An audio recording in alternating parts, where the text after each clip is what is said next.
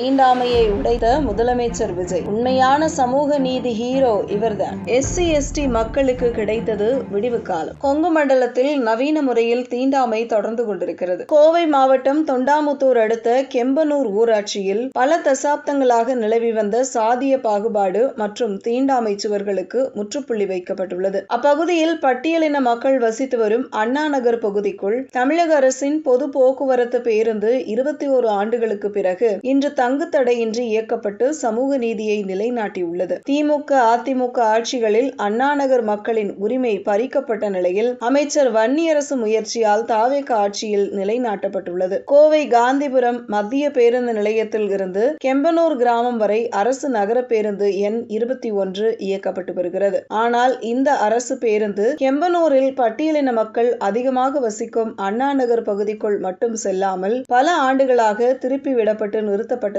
அப்பகுதி மக்கள் தொடர்ந்து வேதனையுடன் குற்றம் சாட்டி வந்தனர். சாதிய பாகுபாடு மற்றும் தீண்டாமை மனநிலை காரணமாகவே அரசு பேருந்து தங்களது பகுதிக்குள் வர மறுப்பதாக கூறி வந்தனர். கடந்த திமுக ஆட்சியிலேயே இந்த பலமுறை கோரிக்கை வைக்கப்பட்டும் எந்த பலனும் இல்லை. இந்த நிலையில் 21 ஆண்டுகளுக்கு பிறகு இன்று முதல் அரசு நகர பேருந்து எண் 21 அனைத்து சாதிய தடைகளையும் தகர்த்து கொண்டு அண்ணாநகர் பட்டியலின குடியிருப்பு பகுதிக்குள் கம்பீரமாக நுழைந்தது. தங்களது பகுதிக்குள் அரசு பேருந்து முதன்முறையாக நுழைந்ததை கண்ட அண்ணாநகர் மக்கள் தமிழ்நாடு முதலமைச்சர் விஜய்க்கு நன்றி தெரிவித்துள்ளனர்.